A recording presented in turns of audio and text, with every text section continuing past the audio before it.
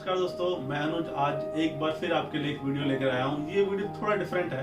ये वीडियो मेरे personal experience से है और इस वीडियो को मैंने सोचा नहीं था कि मैं वीडियो बनाऊं, और मेरा ऐसा एक्सपीरियंस हुआ तो मुझे लगा कि शायद इसका वीडियो बनाना चाहिए और पब्लिक को बताना चाहिए कि ITR की क्या इम्पोर्टेंस है बैंक को लेके, बैंक की नहीं या कोई भी फाइनेंशियल इंस्टीट्यूट को लेके ITR की कितना अहमियत है।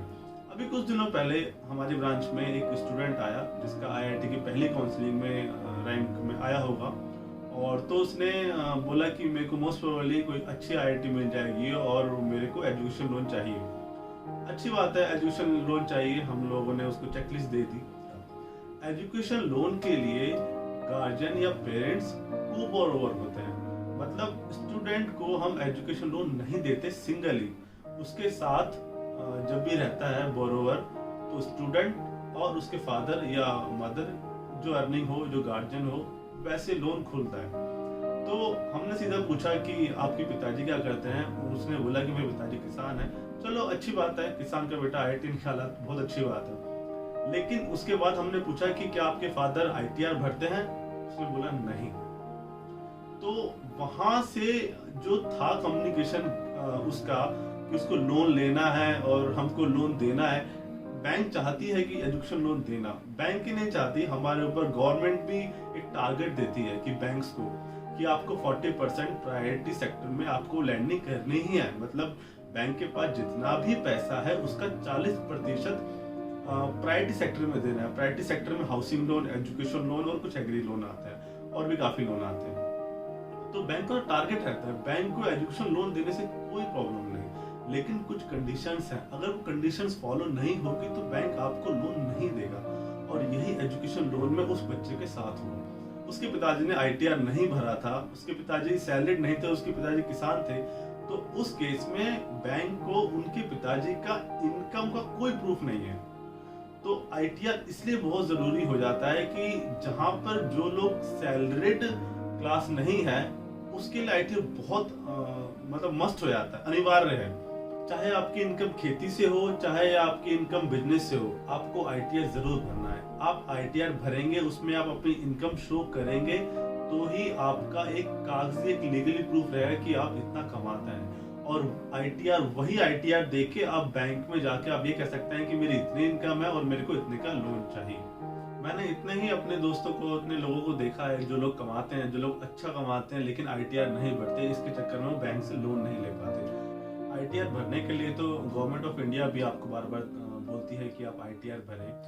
जो ITR की लास्ट डेट थी वो पहले 30 नवंबर से बढ़ा के अब 31 दिसंबर कर दिया है। तो गवर्नमेंट भी चाहती है कि जितने भी भारत के लोग हैं जो थोड़ा बहुत अर्न कर रहे हैं, चाहे भले वो कम अर्न कर रहे हैं, जो टैक्सेबल नहीं है, लेकिन ITR भरें। ITR से उनके पास डाटा रहेगा। चलो आपको मैं एक एग्जांपल बताता हूँ। कोई एक छोटा बिजनेसमैन है, वो अर्न करता है, काफी छोटी शॉप है उसकी और वो थोड़ा थोड़ा अर्न करता है, लेकिन वो अपना ITR 2,40,000 रुपए या 2.5 लाख रुपए भरता आ रहा है कि मेरी इनकम 2,40,000 रुपए हो रही है। 2,40,000 रुपए साल का मतलब 20,000 रुपए महीना वो उस बिजनेस से कमा रहा है, और वो कमा भी रहा होगा चाहे कम या ज्यादा। और एक 3-4 साल के बाद उसको रियलाइज हो रहा है कि मेरा बिजनेस सही चल रहा है और मैं उसको एक्सपेंड करूँ। मतलब वो चाहता है कि मैं उसको दुकान खरीदूं, बड़ी दुकान हो और मेरा जिससे ग्राहक ज्यादा है और मेरा थोड़ा फर्नीचर लूं, ये लूं। तो उस केस में जिस बंदे ने ITR भरी 3 साल की, वो बैंक के पास जाएगा और बोलेगा कि मेरे को बिजनेस लोन चाहिए है, और वो 3 साल का ITR दिखाएगा कि मेरी ये इनकम है। हालांकि उसको जिस हिसाब से उसकी इनकम रहेगी उसी हिसाब से उसको लोन मिलेगा, लेकिन उसको जो लोन मिलेगा वो बहुत ही कम इंटरेस्ट रेट पे, जो गवर्नमेंट ऑफ इंडिया की गाइडलाइन है उस पे मिलेगा। और जो रिपेमेंट करना होगा वो भी एक काफी लंबा टाइम रहेगा, जो उस पर बर्डन नहीं आएगा उस बिजनेस में। अगर इसके यही उलट किसी बंदे ने ITR नहीं भरी होती तो वो सडन मार्केट से पैसे उठाता। मार्केट से पैसे उठाने का मतलब मिनिमम 2% सैलरी का ब्याज, मतलब 24% इंटरेस्ट पे वो उठाता, और उसकी जो पे करने का जो रिपेमेंट है वो भी फ्लेक्सिबल नहीं होता। वो मतलब होता है कि 50,000 रुपये वो एक बार में दे या 1 लाख रुपए, 20,000 रुपये एक बार में दे। तो उससे क्या बिजनेस का कैश फ्लो टूटता है, तो जो उससे रोटेशन रहता है बिजनेस का वो टूटता है, क्योंकि उसको काफी अमाउंट उस बंदे को देना है। और लेकिन अगर वो किसी बैंक से या किसी फाइनेंशियल इंस्टीट्यूट से पैसा उठाता है तो वो चीज बैंक उस चीज को देखती है कि उसका बिजनेस चलता रहे, उसका बिजनेस खराब ना हो, उसके हिसाब से वो रिपेमेंट बनाती है। तो ये फायदा होता है ITR। मैं दूसरा एग्जांपल से बताता हूँ। एक कपल है जो रेंट के हाउस में रहते हैं और हस्बैंड जो है सैलरी क्लास है और जो वाइफ है वो ट्यूशंस पढ़ाती है। तो वो चाहते हैं एक नया घर लेना। उस नए घर के लिए उनको 30 लाख के लोन की जरूरत पड़ेगी। तो इसी के रिगार्डिंग हस्बैंड बैंक जाता है और अपने सैलरी स्लिप दिखा के, अपने सब डॉक्यूमेंट दिखा के बैंक वाले से पूछता है कि मेरे को 30 लाख का लोन चाहिए। और बैंक वाले सब कैलकुलेट करके ये देखते हैं कि आपकी सैलरी के हिसाब से आपको 30 लाख नहीं 25 लाख का लोन मिलेगा। अब जो उन कपल ने जो घर देखा होता है, जो उनको काफी अच्छा लगता है, उसके लिए उनको 30 लाख रुपए का लोन चाहिए। अब हस्बैंड की सैलरी जो परमिट कर रही है, जो कैलकुलेशन है, वो 25 लाख तक का ही लोन मिल सकता है।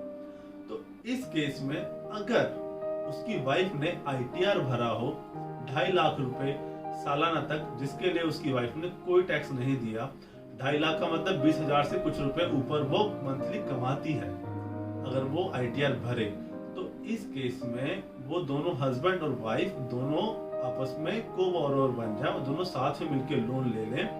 तो जो हस्बैंड की इनकम है और जो वाइफ की इनकम एक्स्ट्रा 20,000 रुपए इनकम ऐड हो गई। अब दोनों वाइफ की इनकम 20,000 रुपए ऐड हो गई तो उससे उसकी एलिजिबिलिटी इतनी हो जाएगी कि वो 25 से 30 लाख रुपए लोन इजीली ले सके।